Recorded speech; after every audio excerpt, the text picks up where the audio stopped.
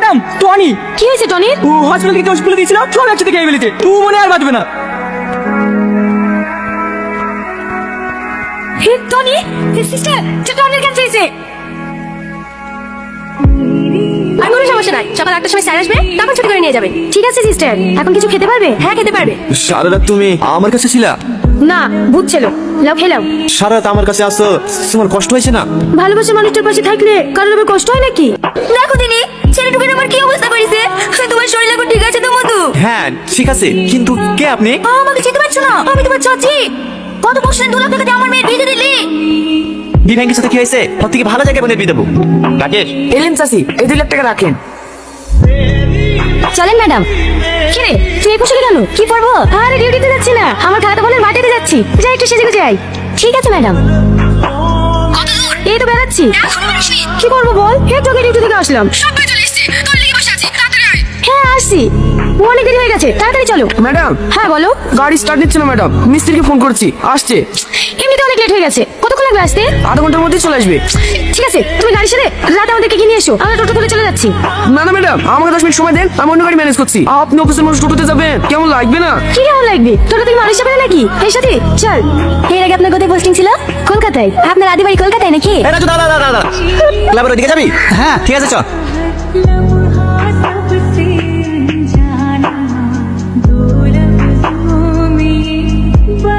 হ্যাঁ তুমি এরকম করছো কেন গো? তোমার দেখছি না তোমার রাগ হয়েছে নাকি? টাকা দিচ্ছে সেটা হয়েছে না, আর পাশ থেকে শুধু তোমার বয়ফ্রেন্ড আছে? তুই কার সাথে কথা বলছিস তুই জানিস?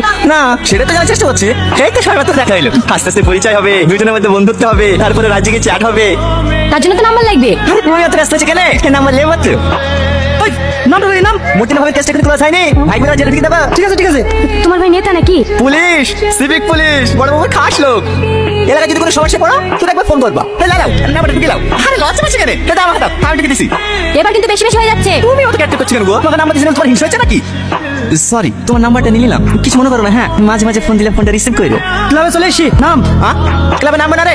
চ, কোথায় যাবি? বন্ধ খেয়ে দিয়ে আসি, রাস্তাটা তো ভালো না, তখন যদি কেউ ডিস্টার্ব করে। কি ঠেকে দিতে যাবো তো? তুমি কি সব মেয়ের সঙ্গে এরকম ব্যবহার করো? না না, মাই দিবি কেন জানি না, তোমাকে আমার প্রথম দেখাতেই ভালো লেগে গেছে। আবার কোনোদিন দেখা পাবো কি পাবো না, তাই মনে কথা বলেই ফেললাম। তুমি তো দেখছি অনেক ফাস্ট। একটা মেয়েকে প্রথম দেখলে আধা ঘন্টা যেতে না যেতে তাকে প্রপোজও করে দিলে। তোমার কি মনে হয় সে মেয়েটা তোমার প্রেমে পড়ে যাবে? না, কিন্তু একই ভুল আমি বারবার করতে চাই না। ভুল মানে? আমার একজনকে অনেক ভালো লাগতো, কিন্তু তাকে মনের কথা জানানোর আগেই সে আমার জীবন থেকে হারিয়ে গেছে। হ্যাঁ, তুমি হলে আমার দ্বিতীয় ভালো লাগা। আমি চাই না আমার জীবন থেকে নতুন করে আর কাউকে হারাতে। ছায়া দেরি না করে আমার মনের কথাটা জানিয়ে দিলাম। এবার তুমি আমাকে ভালোবাসো না বাসো তাতে আমার কোনো আফসোস নাই। আমি যে তোমাকে মনের কথাটা জানাতে পেরেছি তাতেই আমি অনেক খুশি। এখানে ম্যাডাম। হ্যাঁ, আপনাকে ছেলেটা ভাবে ডিস্টার্ব করছিল, আপনি কিছু বললেন না? কোথায় ডিস্টার্ব করছিল? আমার তো ভালোই লাগছে। বুঝতে পেরেছি, আপনি ওর প্রেমে পড়ে গেছেন তাই না? চল। গুড মর্নিং স্যার, আমি যে অফিস থেকে রামেশা বলছি। আপনাকে 3টি প্রশ্ন করা হবে, আপনি যদি সঠিক উত্তর দিতে পারেন জিতে যাবেন 25 লক্ষ টাকা। হ্যাঁ, প্রথম প্রশ্নের উত্তর দিতে পারলে আপনি পেয়ে যাবেন 25,000 টাকা, দ্বিতীয় প্রশ্নের উত্তর দিতে পারলে 5 লক্ষ টাকা, আর তৃতীয় প্রশ্নের উত্তর দিতে পারলে আপনি পেয়ে যাবেন 19,75,000 টাকা। আপনি কি এই খেলাটি খেলতে চান? হ্যাঁ বলেন। আপনার জন্য প্রথম প্রশ্ন, ভারতের প্রধানমন্ত্রীকে? ও আবার কে জানে না? মোদি। সঠিক উত্তর দিয়ে আপনি জিতে নিয়েছেন 25,000 টাকা। সত্যি? আপনি আপনার অ্যাকাউন্ট নাম্বারটা বলুন, আপনার জেতা টাকা আপনার অ্যাকাউন্টে পাঠিয়ে দেওয়া হবে। লাস্টে 20 তো? হ্যাঁ ম্যাম। দেখেন আপনার অ্যাকাউন্টে টাকা চলে গেছে। হ্যাঁ হ্যাঁ ম্যাডাম, 25,000 টাকা ঢুকেছে। এবার আপনার জন্য দ্বিতীয় প্রশ্ন, ভারতের পতাকায় কয়টি রং আছে? 4টি। ম্যাডাম 4টি। সঠিক উত্তর, আপনি জিতে গিয়েছেন 5 লক্ষ টাকা। 5 লক্ষ? কনফার্মেশনের জন্য আপনার মোবাইলে একটা ওটিপি আছে, ওটিপিটা বলুন। 95 27 হ্যাঁ হয়ে গেছে। তৃতীয় প্রশ্ন। তৃতীয় প্রশ্ন, আপনার অ্যাকাউন্টে এখন কত টাকা আছে? 3 লাখ করে ছিল, আরে 5 লাখ 25। 8 লাখ 45। ভুল উত্তর, আপনার অ্যাকাউন্টে এখন 0। আমার টাকা, আমার টাকা কই? যে অ্যাকাউন্টে ফ্রড হয়েছে তার ডিটেইলস আর যে নাম্বার থেকে কল এসেছিল সেই নাম্বারটা নিয়ে নিও। ঠিক আছে ম্যাডাম, আসুন। এমএ, তোমার সাথে প্রেম করো? ভাই এবার কিন্তু বেশি বেশি হয়ে যাচ্ছে। বাড়িতে জানে বুবা নাকি? কথা বলতে পারো না? বাড়ি কোথায় তোমার? আপনি আমাকে চেনেন?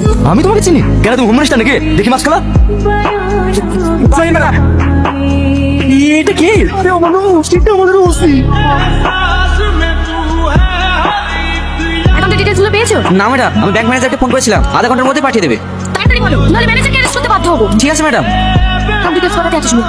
ম্যাডাম কি হয়েছে? এই দেখেন ম্যাডাম, আশিস শেখের অ্যাকাউন্ট থেকে যে অ্যাকাউন্টে টাকাটা ট্রান্সফার হয়েছে সে অ্যাকাউন্টে গত 3 মাসের স্টেটমেন্ট। গত 3 মাসে 1223 অ্যাকাউন্ট থেকে 108 কোটি টাকা স্ক্যাম করা হয়েছে। 108 কোটি? আর এটা শুধু ওয়েস্ট বেঙ্গল থেকে নয়, ইন্ডিয়ার সমস্ত জায়গা থেকে করা হচ্ছে। আমাদের চোখের আড়ালে এত বড় একটা স্ক্যাম হয়ে যাচ্ছে, কোনো ডিপার্টমেন্টের চোখে পড়েনি। এটা একদমই কাজ না ম্যাডাম, এটা একটা বড় গ্যাংয়ের কাজ। আর এই গ্যাংয়ের মাস্টার মাইন্ড এই অ্যাকাউন্ট হোল্ডার। এর কোনো ছবি আছে? হ্যাঁ ম্যাডাম, এর অ্যাকাউন্টে যে পাসপোর্ট ছবিটা ছিল সেটাও আমি নিয়ে নিয়েছি।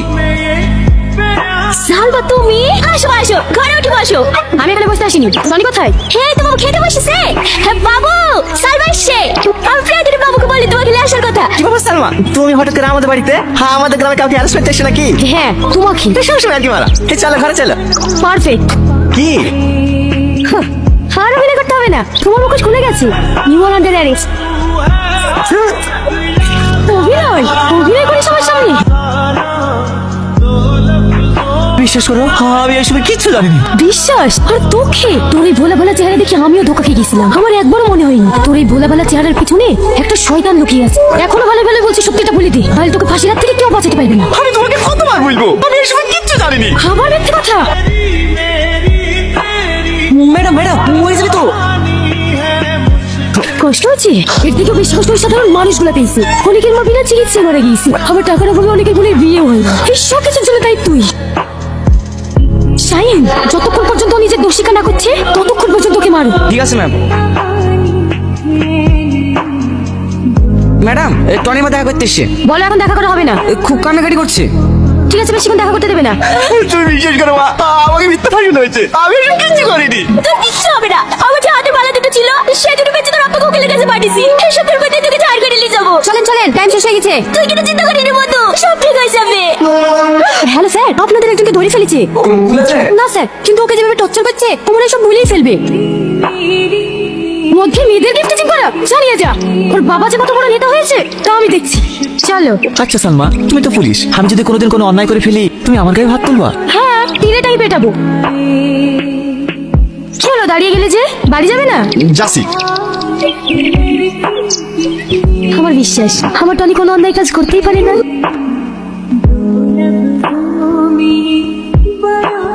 ম্যাডাম চলেন। কি ব্যাপার ম্যাডাম, আপনি কান্না করছেন? কই না তো। বল, ডিউটিতে যাবেন না? তুই চল, আমি আসছি। ম্যাডাম আপনি এখনো খাবার খাননি? ভালো লাগছে না। আমি বুঝতে পারছি আপনার মনের অবস্থা। এখানে আপনার তো কোনো দোষ নাই, ওই তো আপনাকে ধোকা দিয়েছে। সাথী, আমার কথা ভুল হচ্ছে না তো? আমার কেন জানি মনে হচ্ছে ও নির্দোষ। আপনি আপনার ভালোবাসার চোখ দিয়ে দেখছেন তো, তাই এরকম মনে হচ্ছে। আমার তোকে প্রথম থেকেই সন্দেহ হয়েছিল। আপনি একবার ভেবে দেখুন তো, আপনার সাথে যেদিন ওর প্রথম দেখা হয় ওইভাবে কি কোনো ছেলে প্রপোজ করে? ও আপনাকে খুব ভালো করেই চেনে, আর চেনে বলি আপনার সাথে ভালোবাসার অভিনয় করে আপনাকে হাতে রাখার চেষ্টা করেছিল, যাতে ওর অবৈধ কাজগুলো সুন্দরভাবে চালিয়ে যেতে পারে। তুই ঠিক বলেছিস, আমি ওর ভালোবাসা অন্ধে গেছিলাম, তাই ওর মুখোশের আড়ালে লুকিয়ে থাকো শয়তানটাকে দেখতে পাইনি। ড্রাইভারকে গাড়ি করতে বল। ও এতদিন শুধু সালমাকে দেখিস, এবার একজন পুলিশ অফিসারকে দেখ। লে ওষুধটা খেলে, লে ওষুধটা খেলে। মুখ খুলেছে? না ম্যাডাম, কাল থেকে কিছু খাওয়া দাওয়া করেনি তো, তার উপর আবার প্রচুর টর্চার করা হয়েছে, অজ্ঞান হয়ে গেছিল। হাসপাতাল থেকে এক্ষুনি ট্রিটমেন্ট করে নিয়ে আসলাম। ডাক্তারের ওষুধ দিয়েছে, সেগুলোও খেতে যাচ্ছে না। ঠিক আছে, তোমরা বাইরে যাও, আমি দেখছি। তুই কি ভাবছিস এসব নাটক করলে তুই ছাড় পেয়ে যাবি? আমি নাটক করছি না সালমা, তোমরা যদি আমাকে মেরেও ফেলো না, আমি শুধু একটা কথাই বলবো, আমি এসবে কিচ্ছু জানি।